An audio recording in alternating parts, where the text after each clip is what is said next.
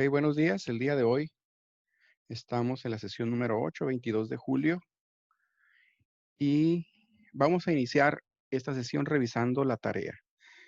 La tarea que tiene que ver con nombrar o formular ejemplos de compuestos inorgánicos de las diferentes familias, y aquí les voy a pedir su apoyo, que ustedes me vayan ayudando con las respuestas. El primero de ellos tiene como ejemplo al NaBr. ¿Cuál es el nombre o fórmula? En este caso, como está la fórmula, pues le pido el nombre. ¿Cuál es el nombre del compuesto? Bromuro de sodio, ¿Y la familia? sales, Muy bien, pertenece a la familia de las sales, lo que significa que es un compuesto formado por un metal y un no metal. Muy bien, luego tenemos al monóxido de carbono, fórmula. CO.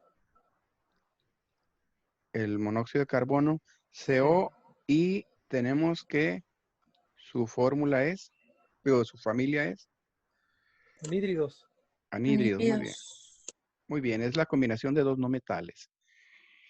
Y en este caso, lo que voy a resaltar es que en la nomenclatura de esta familia decimos que usamos un prefijo que indica el número de no metal de la derecha. Es decir, hay un solo oxígeno, se dice monóxido. Y en base a la valencia de él, en este caso el oxígeno, que pertenece al grupo 6, que es familia binaria, él es -2. Entonces igual puedo determinar la valencia del otro. Es decir, ahí el carbono está trabajando con +2. ¿Sí? En los anhídridos hacemos esa condición. Le dejamos la valencia al no metal derecho de grupo para familia binaria, grupo 6 lo que le falta para 8, en negativo como no metal, y con él calculamos al metal.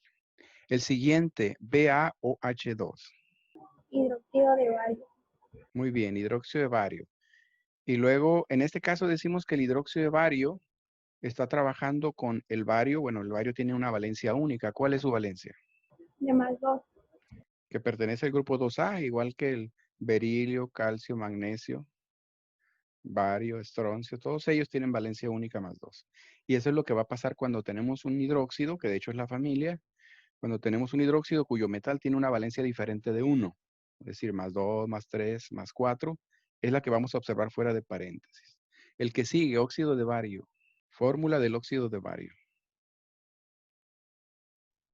BaO.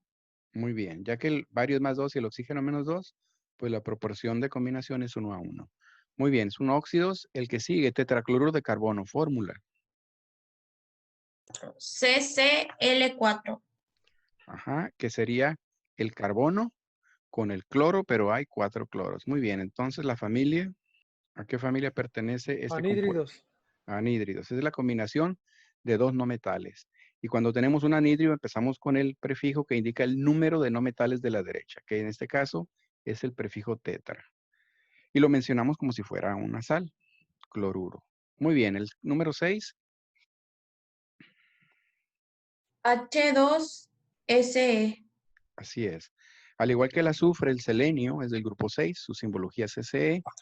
Por lo tanto decimos, los ácidos llevan H+1, pero el selenio es -2, por lo tanto decimos que requerimos 2 hidrógenos +1. Familia, Ácidos. ácidos. Sí. Ok, ácidos o hidrácidos, ¿eh? Ácidos binarios. Bueno, el que sigue, hidruro cuproso. CuH. Muy bien. Cuproso significa la valencia menor del cobre. El cobre trabaja con +1, con +2. Entonces decimos cobre +1 con H-1, que es el hidruro, por lo tanto +1, -1. Familia, como dice, hidruros. El que sigue, H2SO5. ácido persulfúrico, Muy bien. Nosotros debemos de identificar algunos ácidos, sobre todo los fuertes, y el ácido fuerte del azufre es el sulfúrico, H2SO4. Y este tiene oxígeno más, por lo tanto, a lo que nosotros nombramos de la siguiente casilla o la cuarta, ese es el persulfúrico y pertenece a los oxiácidos, ¿no? El que sigue se nombraría. Sulfato de plomo 3. El plomo trabaja con 2 o 4. Y acuérdense que el anión sulfato es SO4, porque deriva del sulfúrico, H2SO4. ¿Cómo se llama ese anión SO3? En la No es, tercera, mándeme. no es sulfito, bro. Sulfito. ¿Y cómo sería el nombre? Sulfito de plomo. Ajá, Valencia. 2. 2. Sí, ¿por qué? Porque el SO3, el SO4, el SO5 que está arriba persulfato, todos son menos 2. Entonces, si tú tienes la proporción de plomo con sulfito, es 1:1. ¿Sí? Sabes que hay un sulfito porque si hubiese otro sulfito sería un paréntesis con subíndice. Entonces decimos, todos los aniones del azufre derivados así del sulfato, sulfito, hiposulfito y persulfato son menos 2, porque derivan de un diprótico. Y entonces decimos, el plomo tenemos que nombrarlo siempre 2 o 4, no hay más. Y en este caso sería el sulfito de plomo 2 familia. Oxisales. Oxisales, muy bien. Entonces tenemos que revisar mucho más esta familia, hacer más ejercicios de conversión de oxiácidos a oxisales. Luego tenemos después a hidróxido de zinc, ahora sí, fórmula. ZN entre paréntesis OH 2. Muy bien.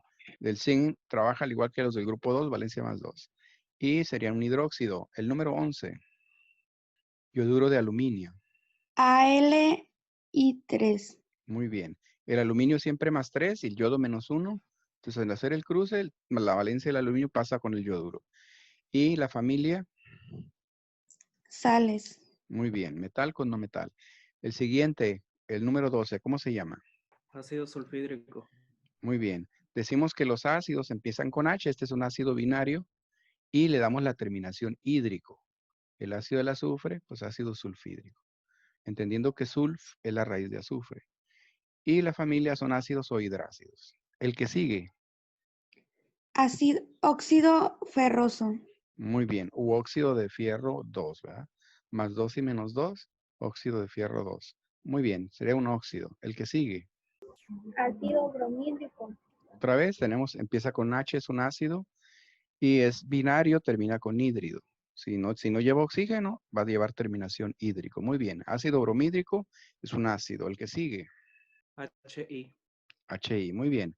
Si el H es más 1, en los ácidos siempre lo tenemos como más 1, y el yodo es menos 1, por lo tanto, 1 y 1. Aquí les puse 3 ejemplos de ácidos binarios. Hídrico, el 12, el 14 y todavía el 15. Muy bien. Número 16. SR entre paréntesis OH 2. Muy bien. El estroncio de símbolo SR, valencia más 2, nos genera un subíndice por fuera del OH, que es menos 1, subíndice 2. Muy bien. Familia hidróxidos. El que sigue. Al2O3. Muy bien. Cruzando las valencias. 3 del aluminio a la derecha, el 2 del oxígeno, en negativo pasa como subíndice del aluminio, entonces nos queda así, Al2O3. Y la familia, pues es como el nombre, óxidos, el que sigue. Nitrito de sodio. Ok, entonces aquí te decimos que esta oxisal, voy a adelantarme, nitrito de sodio, sabemos que es nitrito porque deriva de un ácido, el ácido del nitrógeno es HNO3. Cuando tú tienes el ácido de referencia HNO3, tú sabes que el anión de ese ácido ico es ato, por lo tanto, del HNO3, NO3 menos 1 es nitrato. Pero aquí está subiendo una casilla arriba, por lo tanto, o perdiendo un oxígeno y eso significa nitrito. Muy bien, la que sigue sería, ya me pasé, bueno, ya la puse. Sería una sal que es la combinación del cobre con el azufre, metal con no metal, pero aquí decimos, la pregunta es, ¿por qué la proporción es 1:1? ¿Por qué tenemos un cobre? Mándeme. Porque el cobre tiene valencia de más 2. ¿Y el azufre? Es de menos 2. Así es, pertenece al mismo grupo del oxígeno, del selenio que comenzamos al principio, ¿no? Entonces decimos, cuando son binarios, estos no metales tienen su valencia de grupo menos 2. Muy bien. La que sigue, nombre del compuesto, el número 20. ¿De qué ácido deriva este compuesto? Ácido, terminación ico, que lleve fósforo. Bueno, si no lo recuerdan, es el ácido fosfórico. Y el ácido fosfórico lleva fórmula H3PO4. Entonces, ¿qué nombre lleva ese anión? Fosfato de sodio. Así es. Si el ácido fosfórico es H3PO4, su anión, porque es ico, se llama fosfato. Muy bien, entonces, como está combinado con el sodio, sería fosfato de sodio. ¿Por qué tiene 3 sodios? Porque el fosfato viene de un triprótico. H3, por lo tanto, el anión es menos 3. Y como el sodio es más 1, necesitas 3 sodios. O dicho de otra manera, lo que está haciendo el sodio es sustituir al hidrógeno, porque el hidrógeno es +1 y el sodio también. Así es, entonces sería el fosfato de sodio y la familia oxisales. Tenemos el que sigue, 21. Óxido de potasio. Familia, Óxidos. el que sigue. El H2SeO4 es el ácido selénico. O sea, este tiene el mismo anión que tiene el ácido ico. El ácido selénico es H2SeO4. ¿Cómo se llamaría el compuesto? Selenato de aluminio. Muy bien. El SO4 es el selenato, valencia -2, que lo estamos viendo cruzada, y el 3 del aluminio cruza del otro lado.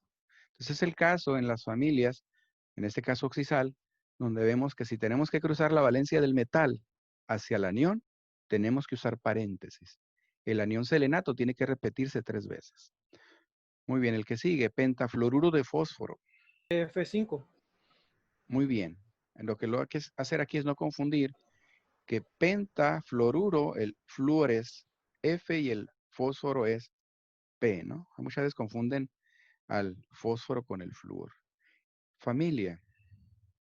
Anhídridos. Muy bien. Entonces hay 5 flúor y un fósforo, nombrado de derecha a izquierda con prefijos, esos son los anhídridos. Penta, nombrado como sal, fluoruro de fósforo. El que sigue. Carbonato de cobre. Ahora el cobre trabaja con +1 y +2. El CO3 deriva del ácido carbónico, que es H2CO3. ¿Qué valencia tiene el anión CO3 si proviene de un diprótico? -2. Y por lo tanto el cobre será,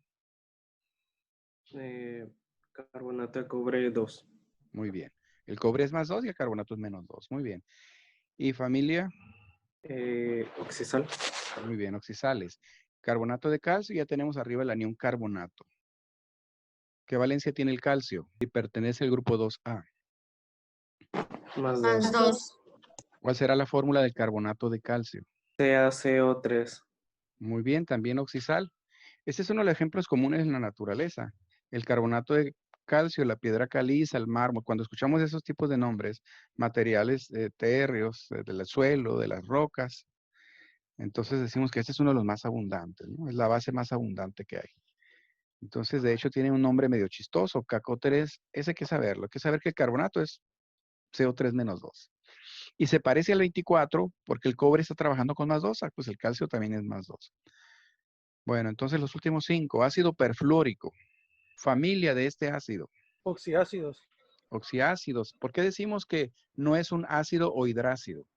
¿Cómo podemos descartar que no se trata de un hidrácido? Por el ICO. Porque no lleva terminación hídrico, sino ico. Muy bien. O sea, si yo veo que es hídrico, ya sé que es binario, ¿no? Pero aquí no tiene hídrico, pues ya sé que no es binario. Entonces decimos, ¿cuál es la fórmula? HFO4. Muy bien. Si el ácido ico del flúor es HFO3, como el ácido clórico HClO3, pero aquí es con prefijo per, por lo tanto pasamos a la cuarta casilla. Muy bien, HFO4 de los oxiácidos. Familia del que sigue, 27. Hidruro de galio. Ajá, familia de hidruros. ¿Qué identifica un hidruro? Que el H está del lado derecho. Cuando el H está a la izquierda es un ácido, aquí es un hidruro. Y el hidruro tiene H-1. Entonces sería el hidruro de galio. ¿Qué significa esto?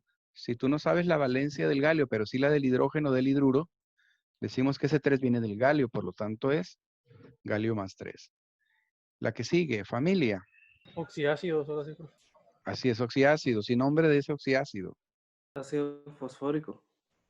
Es del ácido fosfórico sería el ácido ico de H3PO4. Eso es lo que tienen que saber también.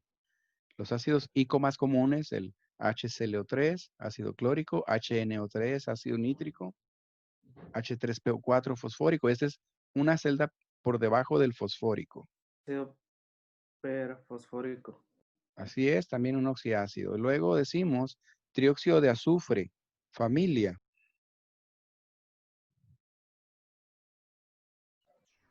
Anhídridos. Anhídridos. Entonces sería trióxido, pues son 3 oxígenos y un azufre. Y el último, familia. Anhídridos también. Óxido. Ya te gané, aquí sería dióxido de nitrógeno y son 2 no metales, al igual que el 29, 2 no metales, también anhídrido. Bueno, entonces estos son los ejercicios que teníamos que revisar, pero ustedes tienen que seguir practicando, seguir haciendo ejercicios. La pregunta es, ¿dudas de algún ejercicio que hayamos resuelto? Para todos queda claro. Los vi titubear mucho en algunos ejemplos, ¿verdad? Entonces hay unas reglas de nomenclatura que yo las concentro diciendo que se aprendan los ácidos cicos. Cuando yo correlaciono las familias oxiácidos y oxisales, es porque a partir de los oxiácidos conocidos, saco los aniones. Entonces yo les puse una tablita, en el video anterior dice, los ácidos cicos están agrupados en los que tienen 1 y 3. Si ustedes llegaran a memorizarse eso, la nomenclatura sería muy sencilla. ¿Quiénes son los que tienen un H y 3 oxígenos? Los del grupo 7, flúor, cloro, bromo, yodo y el nitrógeno. Todos ellos son HFO3, HClO3, H, etc. Los que llevan 2 y 4 es como el sulfúrico, H2SO4. O sea, en pocas palabras, al menos ustedes tienen que saber los ácidos psicocomunes, los del laboratorio. ¿Cuáles son? Son el HClO3 clórico, H2SO4 sulfúrico, H3PO4 fosfórico, H2CO3 carbónico. Son los que más usamos. Entonces, si ustedes se saben esos, va a ser fácil recordar los aniones y las oxisales. Bueno, entonces, si no hay preguntas, vamos a ver este video. Vamos a comenzar con este video lo grabé hace relativamente poco y dura, o sea, aproximadamente 10 minutos. Pero con este quiero dejar sentadas las bases de los razonamientos para peso atómico, peso molecular, moles y reglas de 3 simple. Entonces, cuando termine este video, vamos a resolver el ejercicio de tarea del cloruro de plata. Los conceptos generales de estequiometría que son peso atómico, peso molecular y mol. Peso atómico es lo que pesa el átomo y para ello pues necesitamos checar tabla periódica, cada uno de los elementos. En el caso de, por ejemplo, sodio, vamos a encontrar que esa masa atómica o peso atómico es el promedio de las masas de los isótopos y por tanto aparece con números fraccionarios. Lo que nosotros vamos a hacer es redondear al entero próximo, en este caso 22.99 a 23. En el caso del calcio, tenemos que el peso atómico con decimales es muy próximo a 40.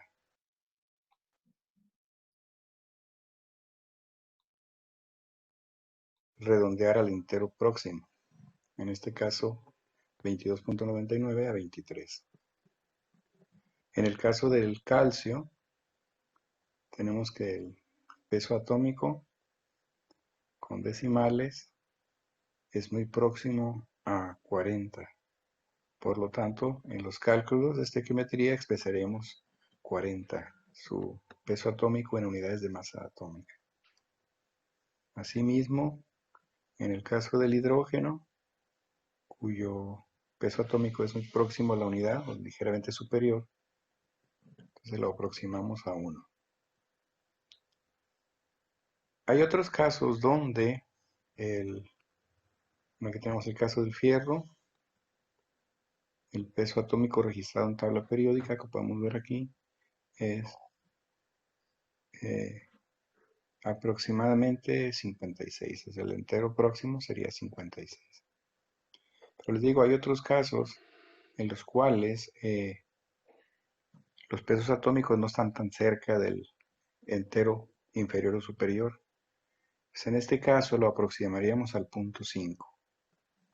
Por ejemplo, el cobre tiene un peso atómico de 63.546 UMAS y lo más próximo es 63.5. Es decir, no es 63, no es 64. Para evitar mayor margen de error o grado de error, lo aproximamos a la mitad. Lo mismo le ocurre al zinc. Tenemos en el caso del zinc peso de 65.39, por lo tanto 65.5. Otro de los átomos que comúnmente aproximamos al punto medio es el cloro, Si observamos en la tabla periódica, el peso atómico del cloro es 35.453. Es decir, lo aproximaremos a 35.5. Bueno, tenemos otro ejemplo aquí en el caso del oxígeno, donde el promedio de los isótopos es 15.99, pues entonces diremos que el peso atómico del oxígeno es 16. Bueno, entonces tenemos que en el caso de sodio, en el caso del cloro, que los podemos tener en forma atómica o la combinación de ambos en la forma molecular, es decir, aquí tenemos especies atómicas, el átomo de sodio, el átomo de cloro y la especie molecular o la molécula de cloro de sodio. Pues para los problemas de geometría necesitamos primero extraer de la tabla periódica el peso atómico, abreviado como PA, o hacer la suma de estos para obtener el peso molecular o el peso de la molécula, que algunas veces vamos a escuchar como la masa molecular. Entonces, de la tabla periódica obtenemos el valor que decimos que para el sodio es redondeado, el valor de 23 unidades de masa atómica, y para el cloro es igual a 35.5 UMAS. Y decimos que UMA es la unidad de masa atómica equivalente a la masa de las partículas del núcleo, a los protones y a los neutrones.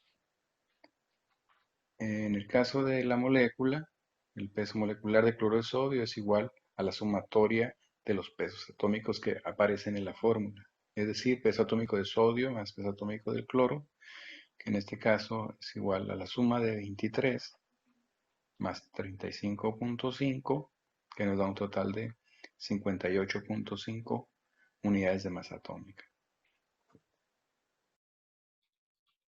Bueno, a partir de los pesos atómicos o pesos moleculares podemos determinar los moles.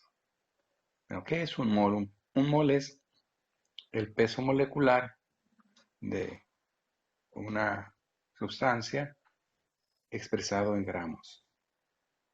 Es decir, si conocemos el peso, pues conocemos el equivalente en mol. Es decir, ¿cuánto equivale a un mol de cloro de sodio? Es 58.5 gramos. Es decir, el número de moles es lo que expresamos en este caso. Por ejemplo, si consideramos al agua, cuyo peso molecular es 18 UMAS, y esto es debido al revisar tabla periódica que el hidrógeno pesa 1, la molécula posee 2, es decir, el peso atómico del hidrógeno 1 por 2, más el peso atómico del oxígeno 16. Y eso nos da la suma de 18 UMAS.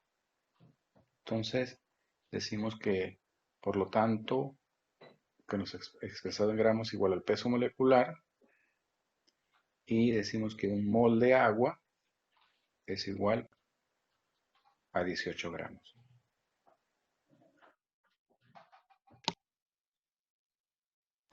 Ok, entonces dijimos que un mol de agua es igual a 18 gramos.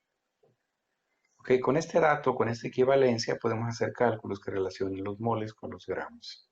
Por ejemplo, si tenemos 90 gramos de agua, podemos calcular el número de moles. ¿Cuántos moles hay en 90 gramos? Y para ello establecemos una regla de 3 simple. Relacionamos el agua con los moles. Los gramos de agua con el número de moles. Es decir, 18 gramos de agua son igual o equivalen a un mol. 90 gramos, ¿a cuántos moles equivalen?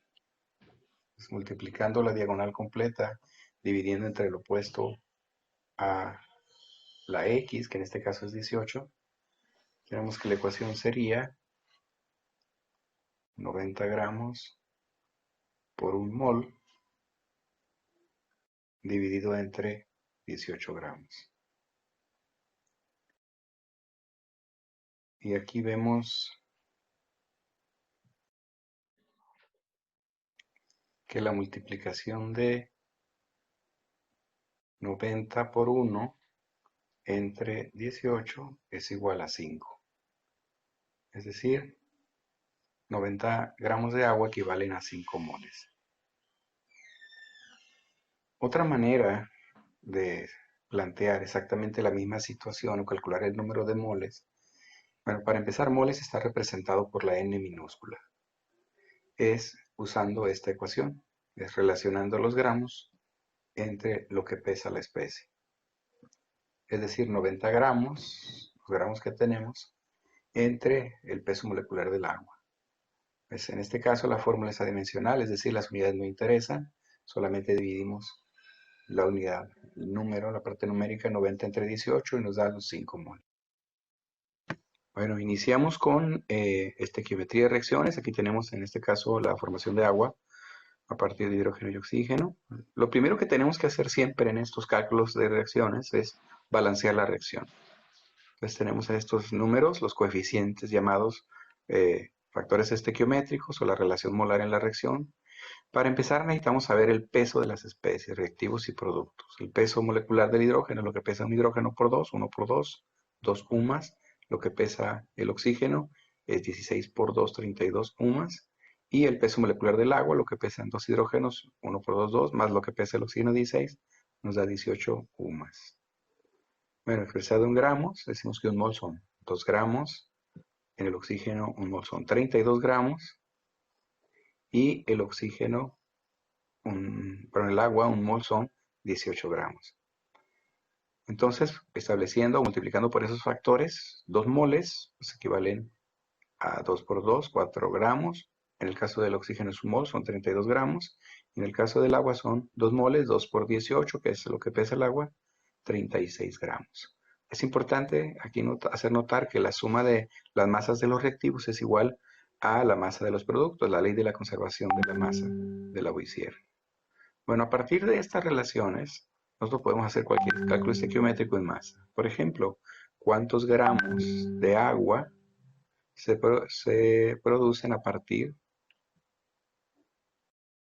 o con 500 gramos de uno de los reactivos de hidrógeno?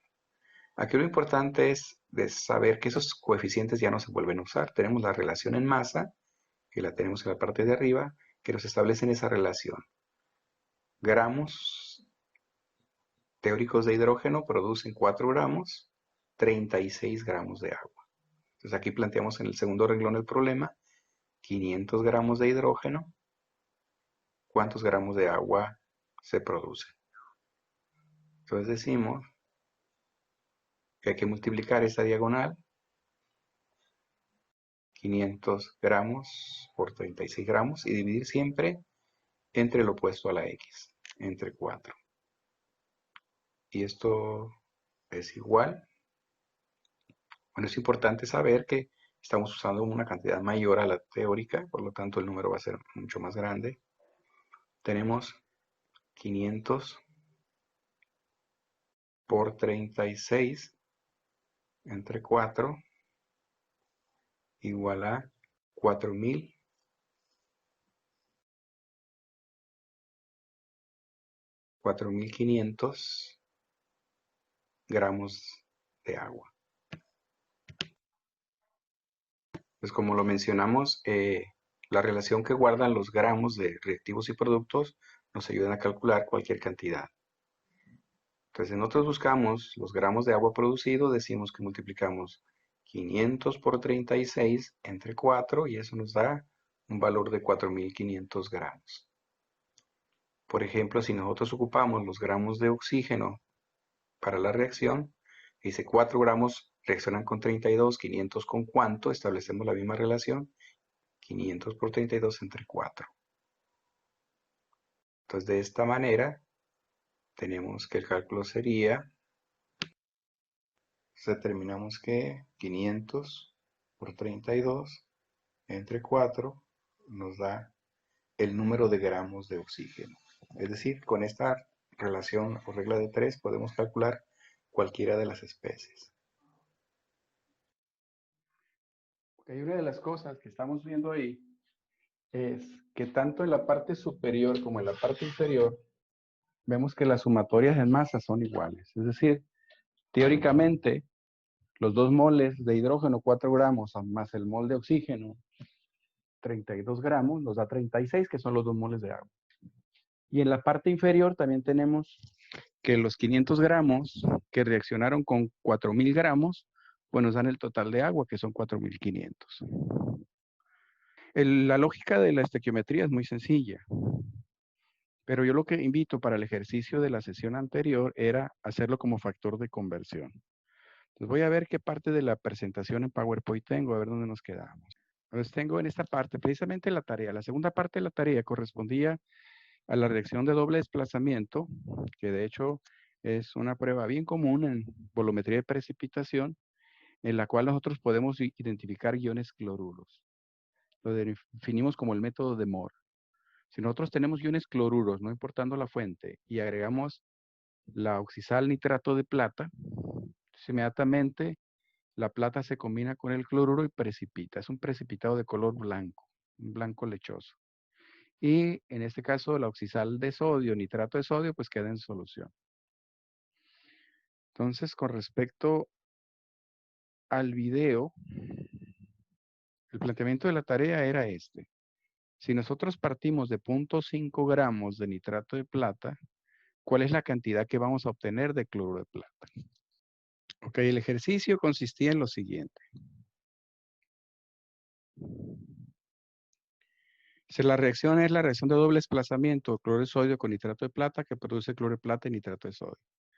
Pues básicamente lo que hacemos es reaccionar en un contenedor, en un vaso, una solución que contiene 0.5 gramos de nitrato de plata y una solución que tiene exceso de cloruro de sodio. ¿Qué ocurre cuando combinamos cloruro con plata? Pues aparece un precipitado blanco. Es un precipitado que se iría al fondo, que bajo procesos de filtración fácilmente lo separamos de esa mezcla de reacción. ¿Cuál es la operación que sigue en gravimetría? Es pasar esa reacción o ese precipitado a un embudo con un papel filtro o algún tipo de filtrado y en este caso separarlo del líquido. En este caso tratar de eliminar la máxima cantidad de solución. Entonces lo que estamos viendo en el vaso es el filtrado. Es un filtrado claro, lo cual implica que el precipitado se está quedando en el filtro y en el papel nos quedamos con el cloruro de plata. Básicamente lo que hay que hacer ahí es secar, procesos de secado y al final pesar. La pregunta es ¿qué cantidad de cloruro de plata se obtuvo? Básicamente era lo mismo que con el agua. Tienes uno de los reactivos, piensas que el otro está excedido y entonces con él tienes que calcular el otro. Cloruro de plata. ¿Qué hay que hacer? Pues obviamente agarrar la tabla, consultar pesos atómicos moleculares y hacer el cálculo. Bueno, lo voy a hacer desde el P. Decimos, esta reacción de doble desplazamiento, lo que ocurre es que el nitrato anión se combina con el sodio y el cloruro anión se combina con la plata. Y eso nos da la sal, que por cierto, aplicando la regla de nomenclatura, pues sería el cloruro de plata. La plata con una valencia única más 1 nos da una proporción 1:1. Bueno, ¿qué es lo que tenemos que saber? En el planteamiento es, ¿qué es lo que sabemos? ¿Cuál es el dato del problema? Y el dato del problema es 0.5 de nitrato de plata era la cantidad de reactivo conocida.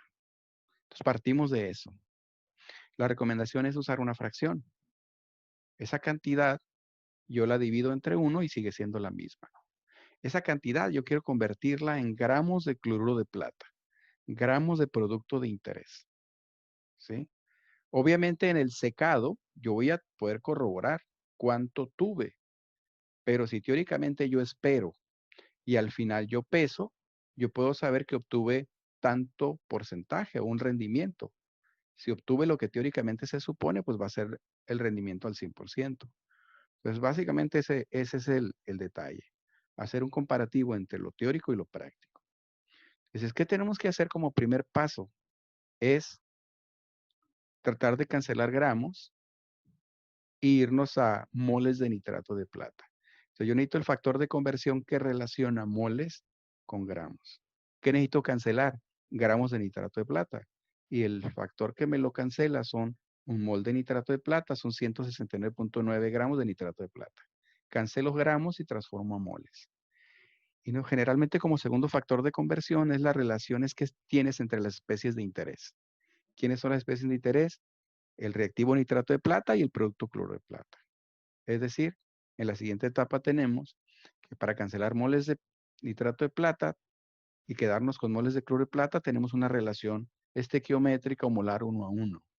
Un mol de cloro de plata es equivalente a un mol de nitrato de plata. Y ahí simplemente cancelamos moles de nitrato de plata.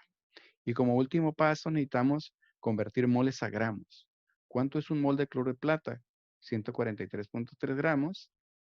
Y de esa manera, multiplicando el 0.5 por el 1, por el 1, por el 143.3, y eso dividiéndolo entre 1, entre 169.9, entre 1, básicamente los 1 los omitimos, ¿sí? Es 0.5 por 143.3 entre 169, eso nos da un total de 400.421 gramos de cloro de plata.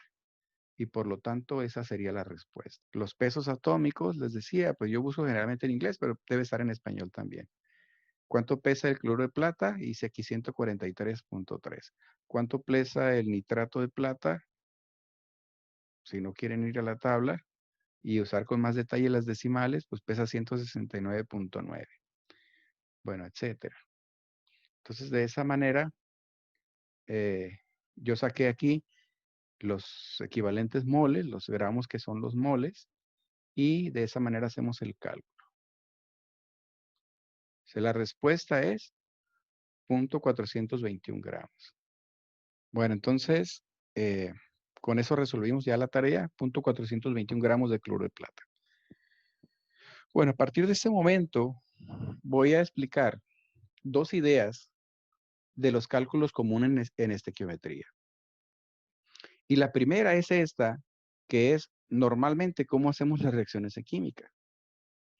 Entonces, les estoy diciendo que son cálculos estequiométricos basados en un dato.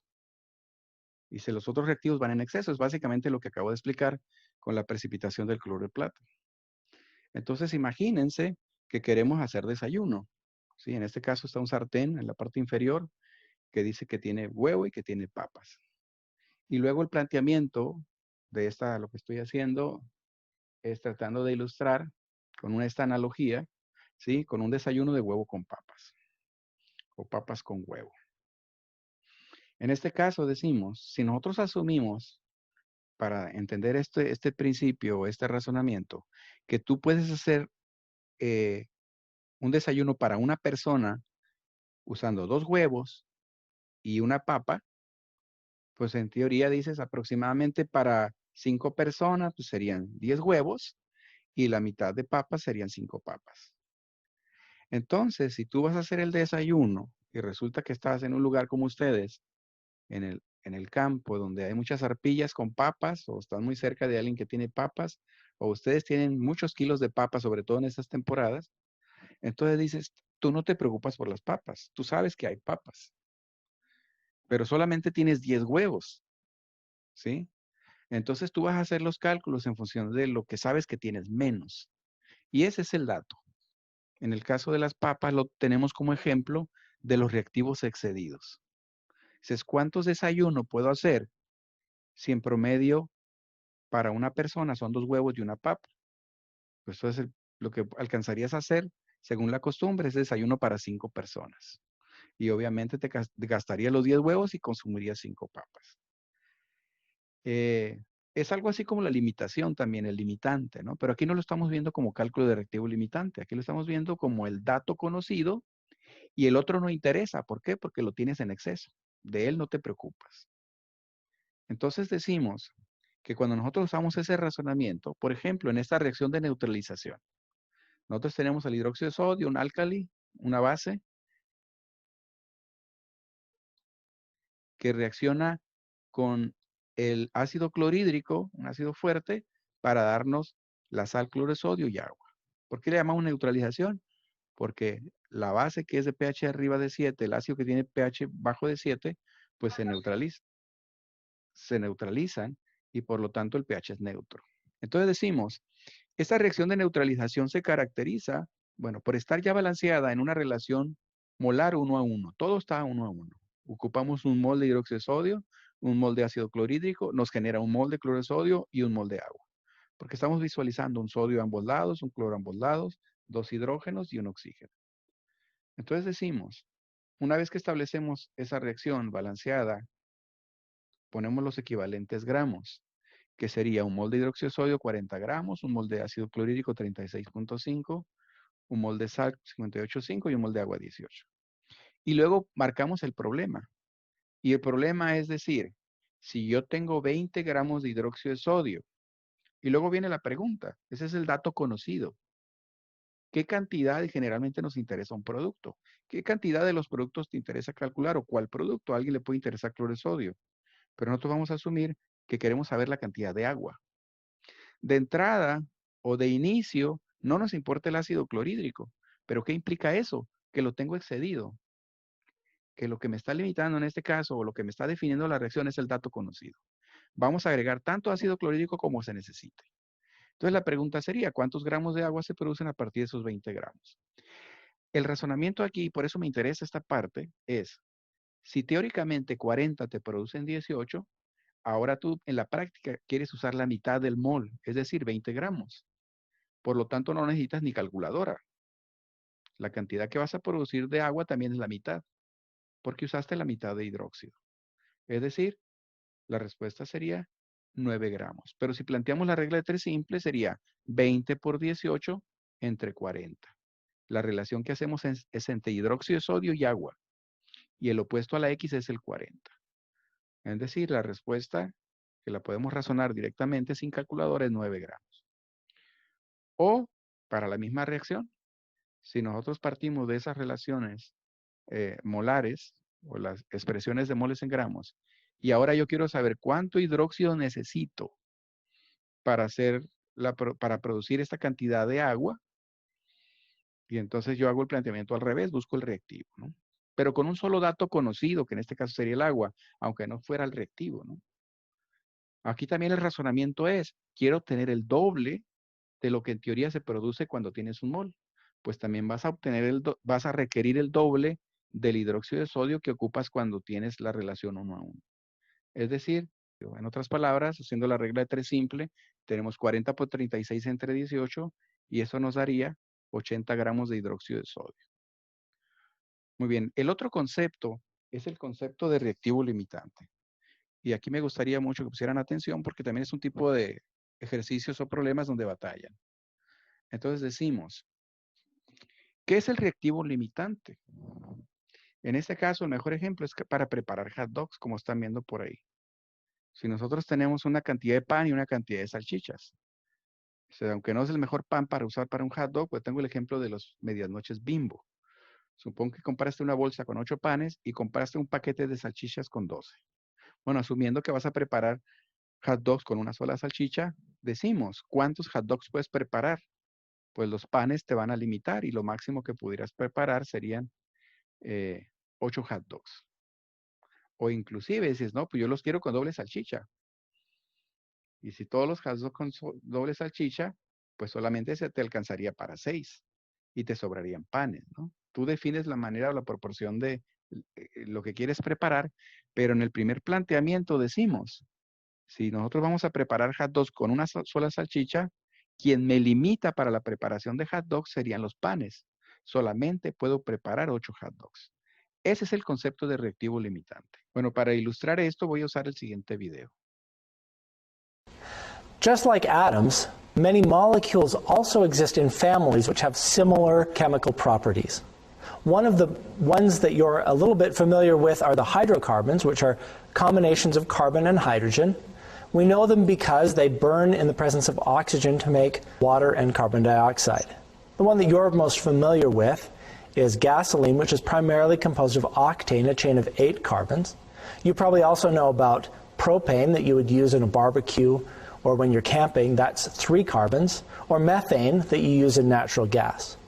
I have here 3 balloons that have different hydrocarbons. Well, this is just hydrogen gas, there isn't any carbon. So this is H2.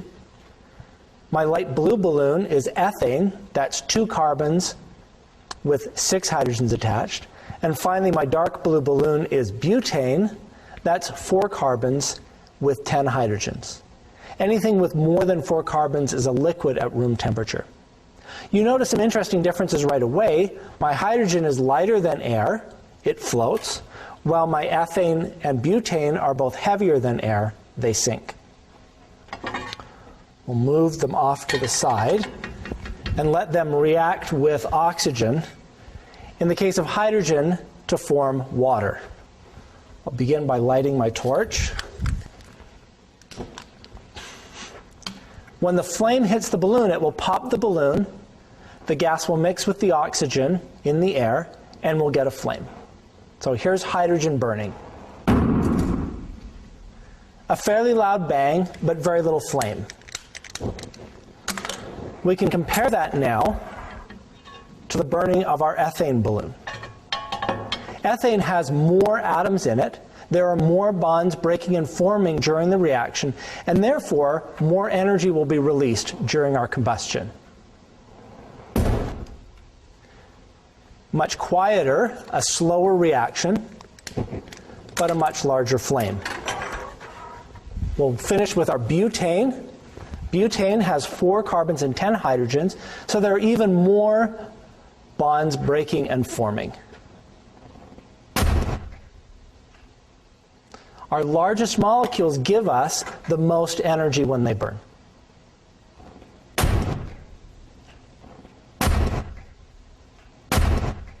Bueno, entonces lo que voy a aprovechar de este video es la reacción de uno de los hidrocarburos, que es el caso del hidrocarburo de 2 carbonos, el etano.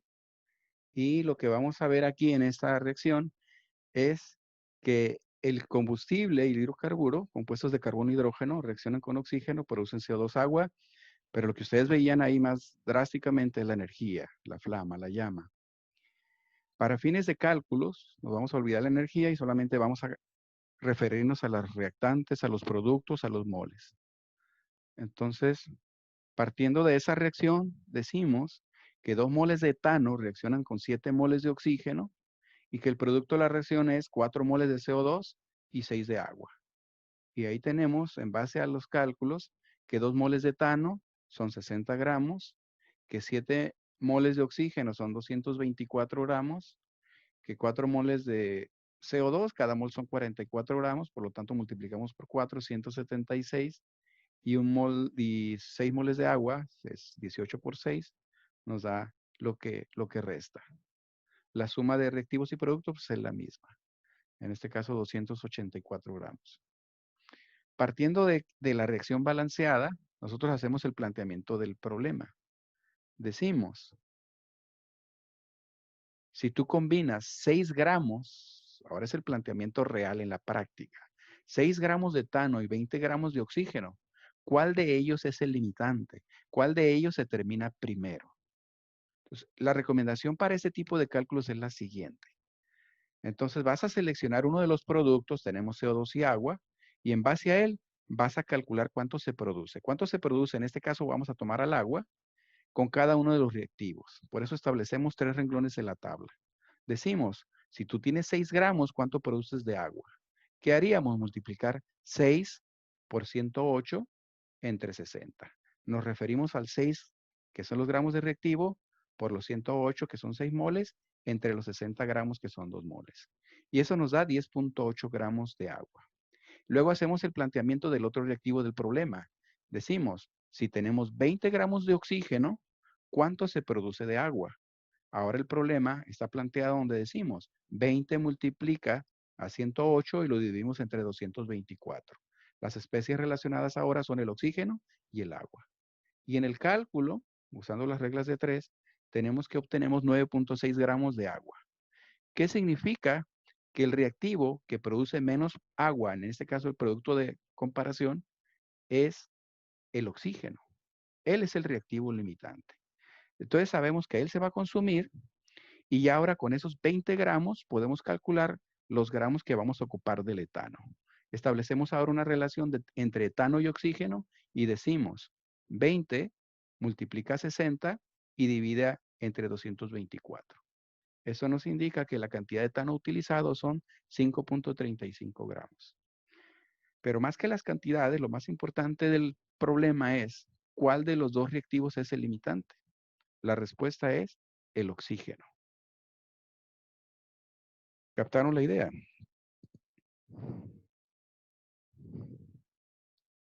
¿Sí o no? Más o menos. Con esto vamos a cerrar la clase el día de hoy. Bueno, aquí me despido entonces. Vía WhatsApp nos contactamos y nos vemos mañana.